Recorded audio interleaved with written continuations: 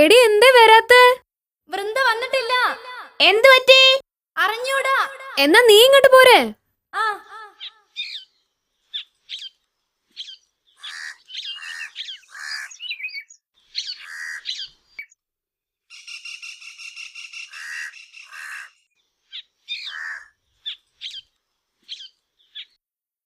വൃന്ദയ്ക്ക് എന്ത് പറ്റിയടി? ആർക്കറിയാം. നമുക്ക് അവളെ വീട്ടിലേക്ക് ഒന്ന് വിളിച്ചു നോക്കാം. ശരിയാ.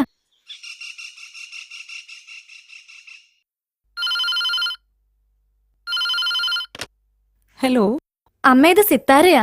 ആ എന്താ മോളെ? വൃന്ദ എന്തേ അമ്മേ? സ്പെഷ്യൽ ക്ലാസ് ഉണ്ട് പറഞ്ഞു. അവളിന്ന് നേരത്തെ പോയല്ലോ, നീ ഇന്ന് പോയില്ലേ? ഹലോ. അമ്മേ, ഞാൻ ആ കാര്യം മറന്നു പോയതാ. പഠിപ്പിന്റെ കാര്യത്തിലൊക്കെ ഇങ്ങനെ മറന്നാലോ മോളെ?